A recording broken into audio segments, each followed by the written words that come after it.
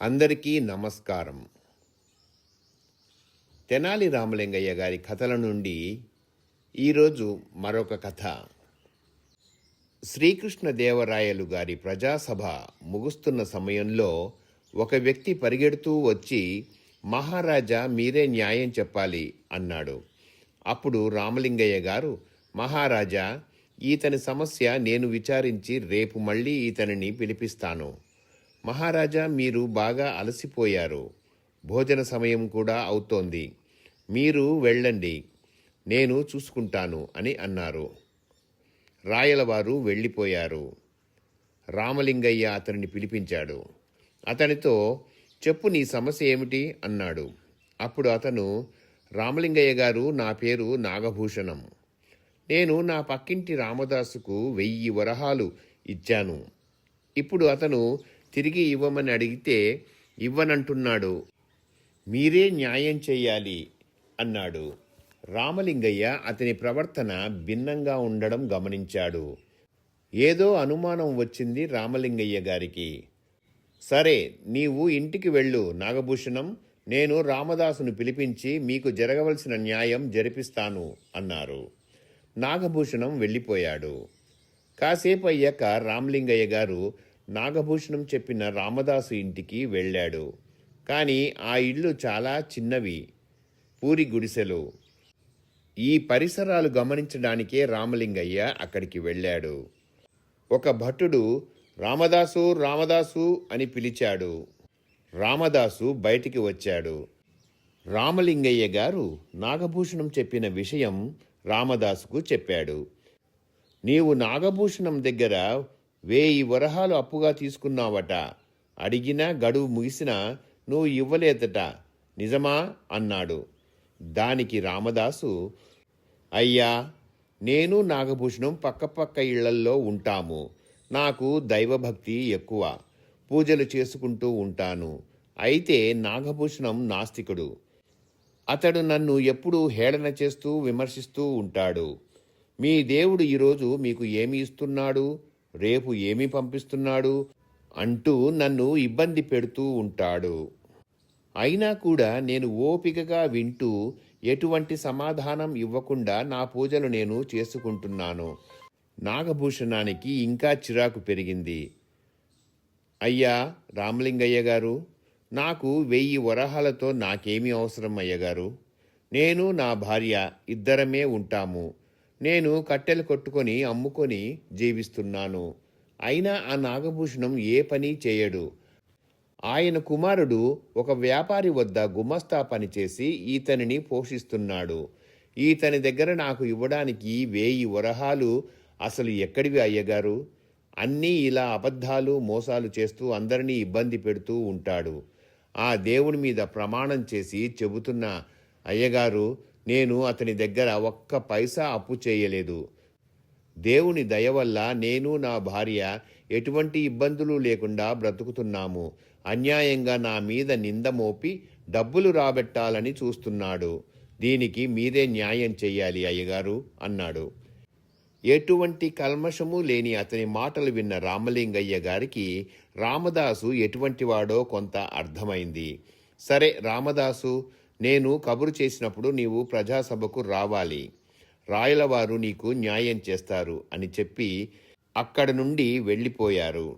అయితే రామలింగయ్య వేగులను పంపి అసలు నాగభూషణం గురించి, రామదాసు గురించి వివరాలు అన్నీ తెలుసుకున్నారు.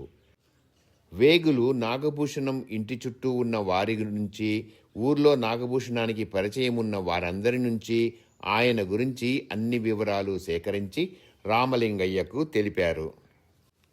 రామలింగయ్య గారు రామదాసును పిలిపించి అతనికి ఏం చెయ్యాలో చెప్పి పంపారు.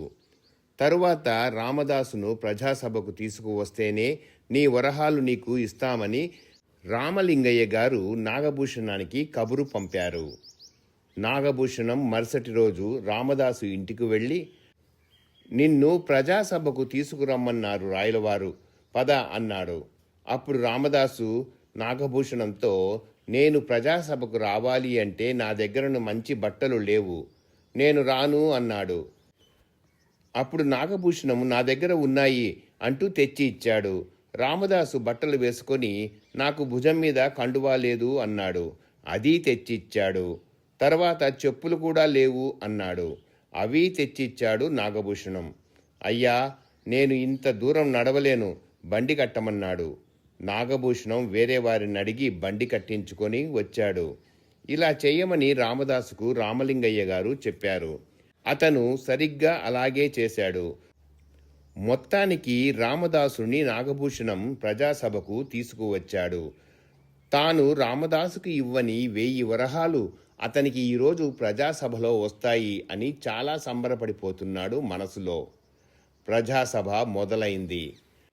రామలింగయ్య గారు నాగభూషణాన్ని రామదాసును పిలిపించండి అన్నారు. భటులు వారిద్దరినీ తీసుకొని వచ్చారు. అప్పుడు రామలింగయ్య రామదాసుని ప్రజాసభకు ఎలా వచ్చావు అని అడిగారు. రామదాసు బండి మీద అన్నాడు.